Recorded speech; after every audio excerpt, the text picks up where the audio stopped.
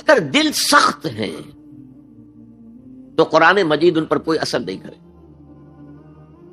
اس کے لیے سب سے پہلے موعظہ کی ضرورت ہے، واعظ کی ضرورت ہے، نصیحت کی ضرورت ہے، تاکہ دل نرم پڑ جائے.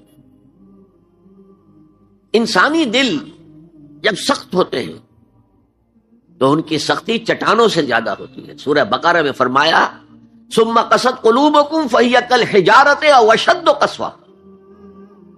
یہودیوں سے خطاب ہے. ثم قست قلوبکم من بعد ذلک فہی کالحجارۃ او اشد قسوہ. اے بنی اسرائیل، تمہارے اس طرز عمل کے نتیجے میں تمہارے دل سخت ہو گئے اور اب وہ پتھروں سے زیادہ سخت. لہذا سب سے پہلے ضرورت کیا ہے؟ دل کی زمین کو نرم کیا جائے، اس میں حل چلایا جائے. یہ کام ہے موعظہ کا، واعظ کا، نصیحت کا.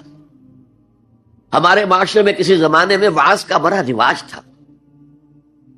آج کل یہ چیز ختم ہو گئی، بلکہ واعظ کو گھٹیا بات سمجھا جاتا ہے. بھائی کوئی عقلی بات کرو، کوئی علمی بات کرو، تم تو واعظ کہہ رہے ہو.